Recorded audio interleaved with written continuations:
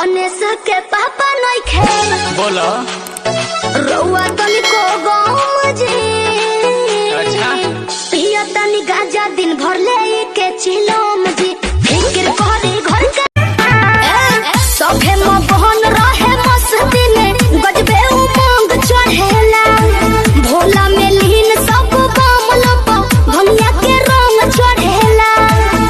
पूर्वी बयरिया डोले गंगा जी के जई से लहरिया डोले ओ सही कमरिया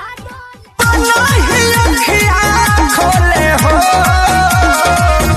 आंधी पानी आवे तो मोरिया डोले गाजा पी के सैया डोले हो। बाबू कहाँ हो? तुम्हारा बाबू व्यस्त है, महादेव की भक्ति में मस्त है। अच्छा और सावन सुनो तुम नजर नहीं आना, तेरा बाबू हो चुका है महादेव का दीवाना। और सावन सुनो तुम नजर नहीं आना, तेरा बाबू हो चुका है महादेव का दीवाना। जब जमाना मुश्किल में डाल देता है तब मेरे भोले हजारों रास्ते निकाल देता है।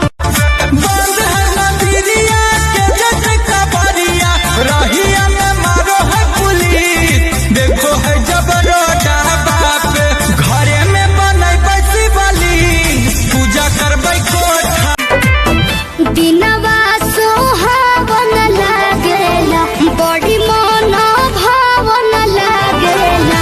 बोल बम के नारा गूंजे तो देह खत सद भावन लागेला। देव घर नगरिया डोले गंगा जी के जई से लहरिया डोले। जाना है कमरियन के पीछे बलम कोई फोटो ना खींचे, खड़े रहना मेरे पीछे बलम कोई फोटो ना खींचे।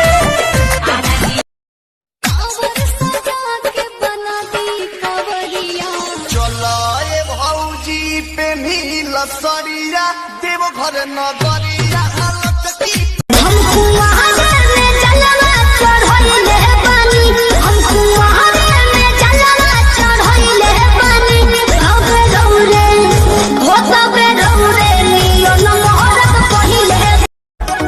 हर हर महादेव। हैने सुन हैने क्या है बाबू? गाजा पिया तरह भल बड़ा बड़का गजरी। अरे महादेव ही आन है, महादेव ही शान है, तभी तो पी रहा चौहान है। रोजे रोजे आवे ला चार चिलम भर के घूमे ला तू गेरुआ कपड़ा हो झार के। अरे हम महाकाल के भक्त हैं। है बोला